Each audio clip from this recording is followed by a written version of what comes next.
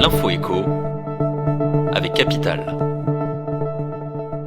Le chiffre du jour, 9,1 millions d'euros. C'est le montant qui aurait été volé à Apple par un de ses employés en 10 ans d'arnaque. Tout commence en 2008, lorsque ce commercial est embauché par le géant du numérique en tant qu'acheteur au sein de la chaîne logistique du groupe. Il doit notamment s'occuper de l'achat de pièces de rechange auprès d'une série d'entreprises. Et c'est justement à l'aide de 2 fournisseurs complices que le nouvel arrivé monte l'escroquerie. L'arnaqueur aurait favorisé ses 2 complices en échange de pots de vin. Il finit par être licencié en décembre 2018. En tout, cela a entraîné une perte de plus de 10 millions de dollars, soit 9,1 millions d'euros. Le coup de gueule du jour est poussé par ce couple d'Australiens qui refuse de vendre son terrain malgré l'offre faramineuse de promoteurs immobiliers. Près de 27 millions d'euros pour leur terrain situé à l'ouest de Sydney. Acheté il y a 16 ans, la propriété de 2 hectares a peu changé. On y trouve toujours au moins 5 chambres, un triple garage, un entrepôt de camions pour le mari qui dirige une société de transport et une immense pelouse à tondre coupée par une allée quasi princière de 200 mètres.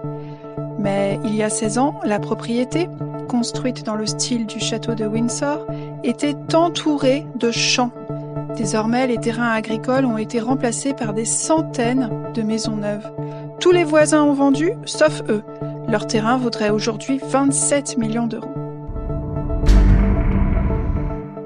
L'info pratique avec le portail immobilier, un outil indispensable qui peut vous aider à mener à bien un projet d'achat immobilier en 2022.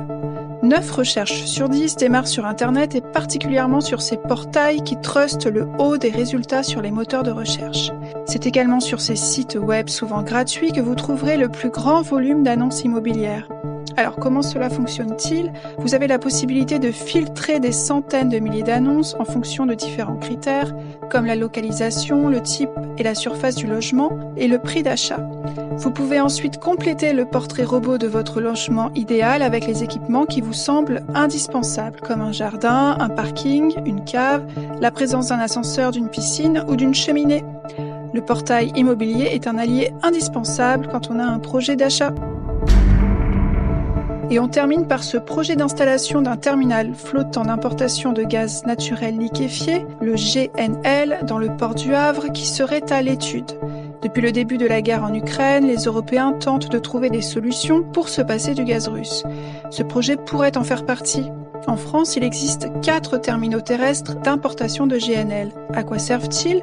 En fait, pour être transporté par des navires et prendre moins de volume, le gaz naturel est transformé à l'état liquide.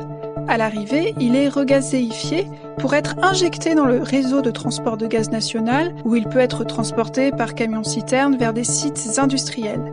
Le projet viserait à en installer un 5e, flottant celui-là, sur le port du Havre. Problème, il faut compter 12 à 18 mois avant une mise en service et pour l'instant, ce n'est qu'un projet à l'étude. C'était l'info écho avec Capital.